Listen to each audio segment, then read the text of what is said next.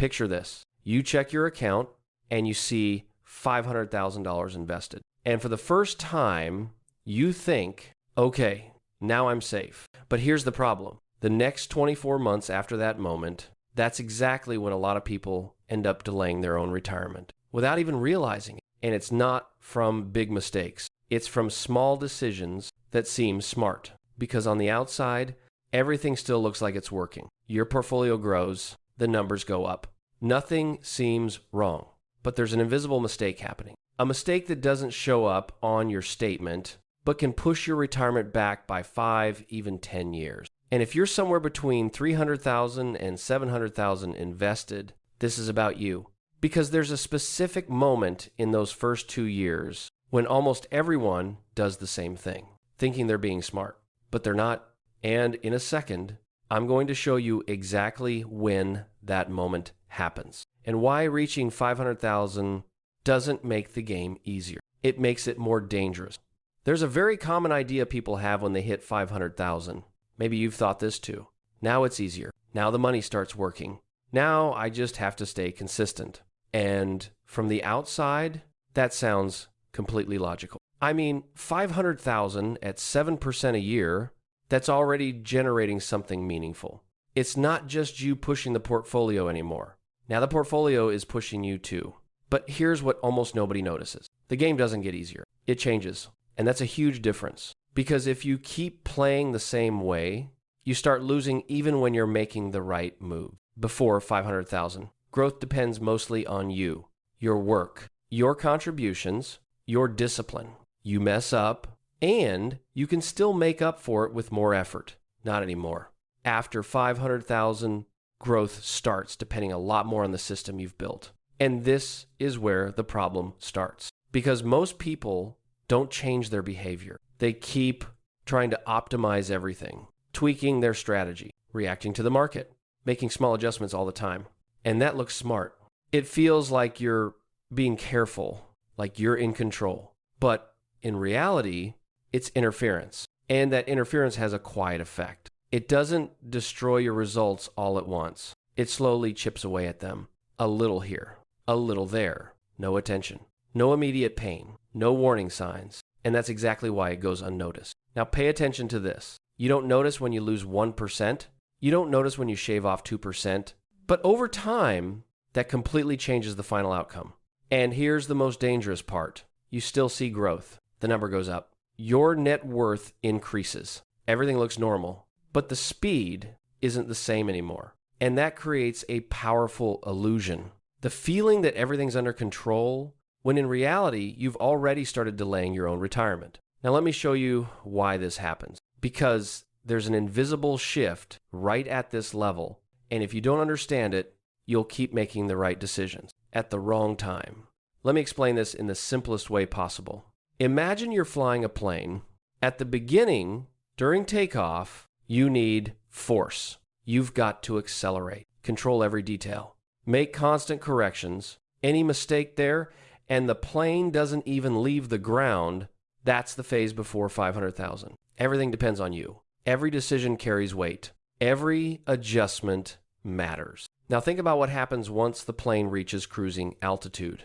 It's already in the air, stable, picking up speed, on course. At that point, your job isn't to force control anymore. It's to maintain stability. But here's the mistake almost everyone makes. They keep flying like they're still taking off. They overcorrect. They keep tweaking everything. They keep trying to improve things nonstop. And what does that do? It destabilizes the flight, creates unnecessary turbulence, reduces efficiency, and sometimes the plane even starts losing speed without you noticing. Now bring that back to your money. Reaching $500,000 is like hitting altitude. Your portfolio has its own momentum now. It's generating meaningful returns. It's starting to work for you. But your behavior is still stuck in takeoff mode. And that creates a dangerous pattern. Constant micro mistakes. Nothing big enough to scare you. Nothing obvious enough to fix, but frequent enough to quietly damage your results. Now really pay attention to this, because this changes everything. You don't lose money in a visible way. You lose efficiency. And efficiency in investing is what determines your final outcome. Now think about this with me. If your money could grow at 7%, but because of small interference, it grows at 6% or even 5%, that doesn't feel like a big deal right away, but it is. And in the next part, I'm going to show you exactly what that difference does over time using simple numbers. And once you see it, you won't be able to ignore it. Now let's take this out of theory and make it real.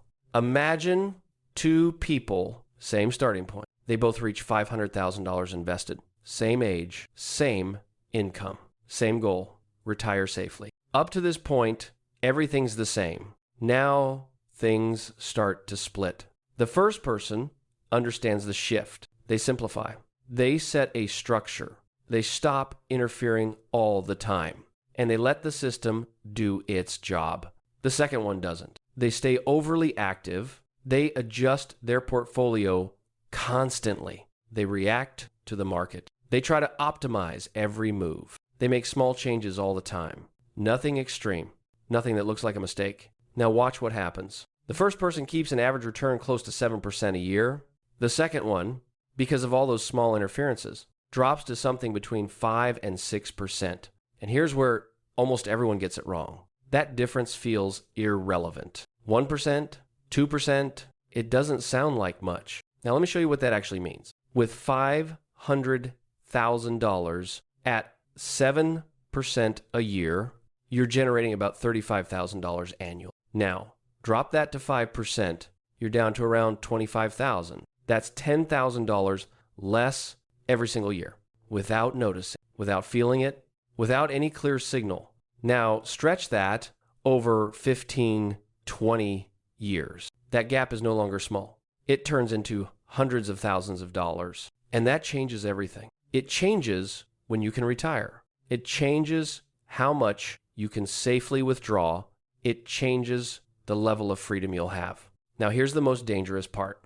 In the early years, you don't see this difference. Both people look like they're doing fine. The charts go up, the numbers grow, everything looks normal, and that's exactly what tricks you. Because the problem doesn't show up in the short term, it shows up over time. And when it finally shows up, it's not easy to fix anymore. Now hold on to this, because in the next part, I'm going to show you the real mistake behind all of this. And it's not about returns. It's about something much quieter and much harder to notice. Now let me show you what's actually happening. And really pay attention here, because this is where everything shifts. You're not losing money. That's the misperception. Your net worth is growing. Your investments are going up. The numbers are still positive. Nothing looks wrong. But what you're losing is much harder to see. You're losing compounded time. And that's way more expensive. Because in retirement planning, time isn't just a factor. It's the most important asset you have. Now, think about this with me. When you reduce your efficiency, even just a little, you're not only earning less, you're delaying the effect of growth. You're pushing forward the moment when your money starts working harder than you do. And that delay doesn't show up on your statement. It doesn't show up on a chart. It only shows up years later when you realize you still need to keep working when you could have already been free. Now, connect this with what we talked about before. That 1 or 2% difference doesn't seem like much, but it doesn't just affect the final number. It affects time, and that changes the entire game. Because there's a point where your portfolio starts supporting your lifestyle, where returns cover your expenses, where your money does the work. And when you lose efficiency, that point moves further away. Maybe not by months, but by years. Now here's the most uncomfortable part. This mistake happens in the first 2 years after hitting 500,000, because that's when you define something invisible, how you operate.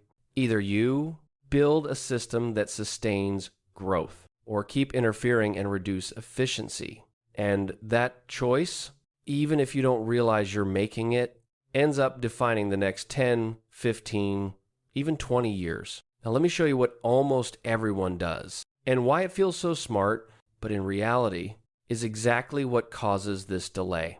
So now the question isn't, what's going wrong? The real question is, what do you need to do differently from here on out?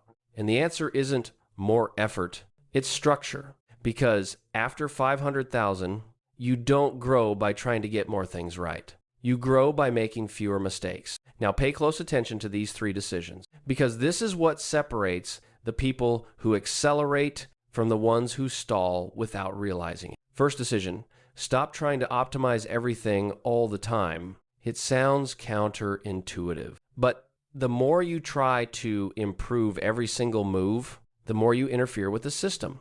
And constant interference kills efficiency. That doesn't mean giving up control. It means stopping the constant reaction. Stop adjusting based on emotion. Stop trying to predict the market. Stop tweaking things just because it feels like a good idea.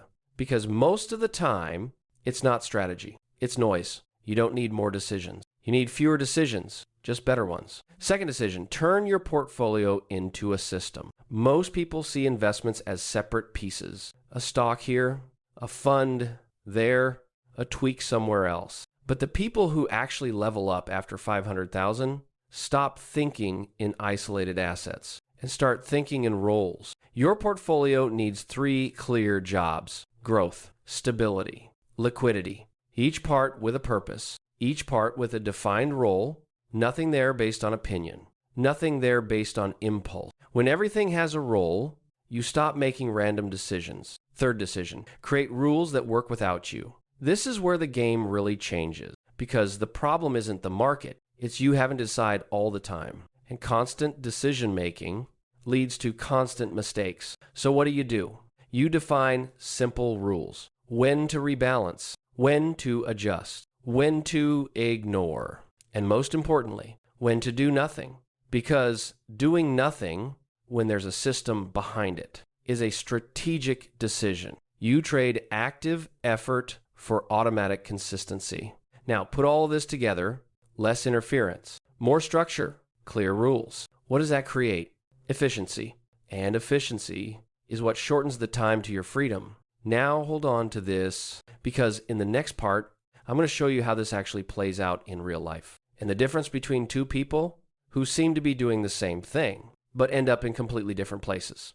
Now, let's make this really easy to see. No theory. Just 2 scenarios. 2 people, same starting point. Both with $500,000, both want the same thing: security, freedom, to stop depending on work. Now watch what happens. Person 1 stays too active. They follow the market all the time. They read the news. They listen to opinions. They make small adjustments constantly. Nothing extreme, but constant. They switch positions here, tweak something there, try to improve a detail. Avoid a risk, take advantage of an opportunity, and all of that feels smart. It feels like control. But in reality, they never let the system run clean. There's always interference, always an adjustment, always a decision getting in the way. Result? The portfolio grows, but with noise, with friction, with lost efficiency. Person 2 builds the structure and steps out. They define the system, clear allocation, simple rules, objective criteria, and then they get out of the way. They don't react to every move. They don't try to predict everything. They don't adjust on impulse. They only step in when the rules say so. Result? The portfolio grows clean. No constant interference. No unnecessary noise. No decisions getting in the way of the process. Now, here's the part that changes everything. In the early years, they look the same. Same feeling of progress. Same upward charts. Same sense of control. But over time, the difference starts to show.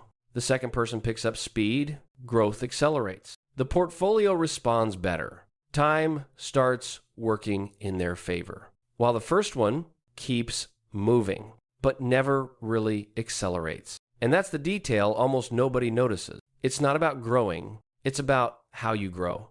Because there's a point where your money starts doing more work than you do. And the one who gets there first gains something priceless: free time.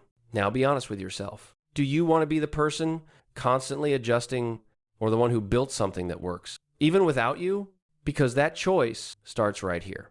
In the first 2 years after hitting 500,000,